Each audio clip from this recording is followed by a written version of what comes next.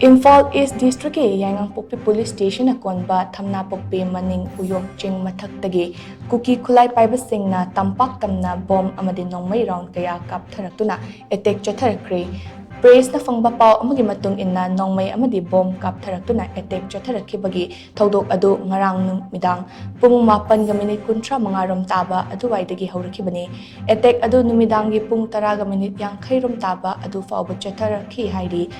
KUKI KHUTLAI PAIBA SINGI attack aduda asok apan misi mina yaukidrabasu yum kharadi mai Nongmei maruna panbadagi akai atoi thoki hairi haujikta fangba pau amagi matung inna ngasi ayuk pung 8:16 chatpa matamda KUKI KHUTLAI PAIBA SINGNA THAMNAPOKPI Maning Uyok Ching Mathak Tagi Nongmei round kaya Kaptharakkre thodok aduda miyoi ama sokpadagi manak nakpa PHC da pukhatuna laikat nakre haina su pau asna makatari